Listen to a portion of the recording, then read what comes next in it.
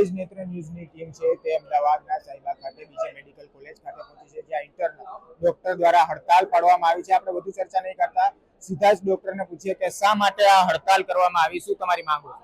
તો આ રેસિડન્ટ ડોક્ટરો આજે હડતાલમાં જે જોડાયા છે એમાં પહેલી એમની બે માંગણીઓ છે કે રેસિડન્ટ ડોક્ટરોનું જે સ્ટાઇપન્ડ છે એ 2009થી સરકારના જ પરિપત્ર પ્રમાણે દર 3 વર્ષે વધતું હોય છે અને એ પણ 40% જેટલું વધતું હોય છે.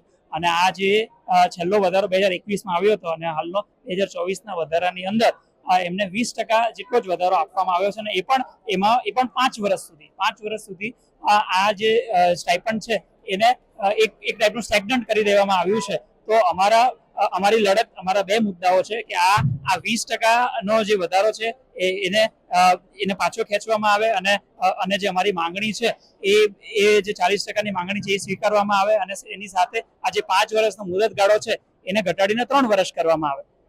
એક રિપોર્ટ અનુસાર જાણવા મળે છે કે તમિલનાડુ હોય, કેરળ હોય કે રાજસ્થાન હોય તેના કરતા પણ અહીંના જે ડોક્ટરો છે, ઇન્ટર્ન ડોક્ટરો છે, તેને વધારે સ્ટાઇપેન્ડ ચૂકવવામાં આવે છે. શું એ વાત સાચી છે?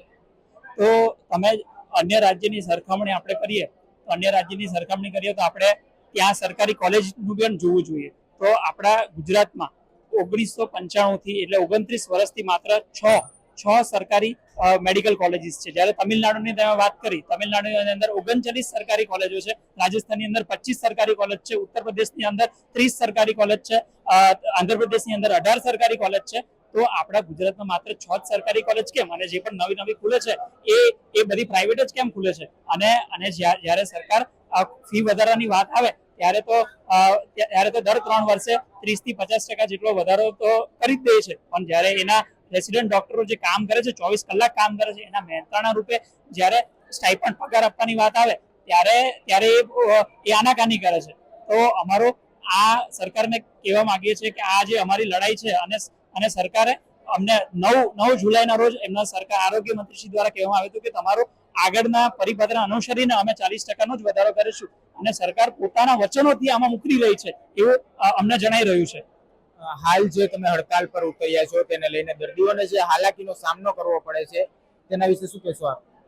તો આ સ્ટાઇપન્ડ વધારાની વાત છે એ સૌપ્રથમ 4 માર્ચના રોજ અમે આ પરિપત્ર આપીને શરૂઆત કરી હતી. 4 માર્ચથી લઈને અત્યાર સુધી જોઈ લો, સપ્ટેમ્બર આવી ગયો, 6 મહિના અમે કોન્સ્ટન્ટ 6 મહિના અમારી રજૂઆતો કરી છે સરકાર જોડે. ત્યાં સચિવાલય જઈને હેલ્થ મિનિસ્ટર તથા આરોગ્ય મંત્રાલયના અધિકારીઓ જોડે 25 થી 30 મિટિંગો કરી છે. 30 મિટિંગ કરવા છતાં પણ આ પ્રકારનો સરકાર નિર્ણય લે છે તો એ કેટલા અંશે યોગ્ય છે?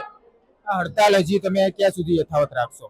મેં કીધું એમ અમારી જે બે માંગણીઓ છે એ પૂરેપૂરી સંતોષાશે નહીં ત્યાં સુધી રેસિડન્ટ ડોક્ટરોની હડતાલ શરૂ રહેશે અને સરકારે આ જે જીઆર આવ્યો છે અને એ રિવાઇઝ થશે નહીં ત્યાં સુધી અમારી આ લડત શરૂ રહેશે.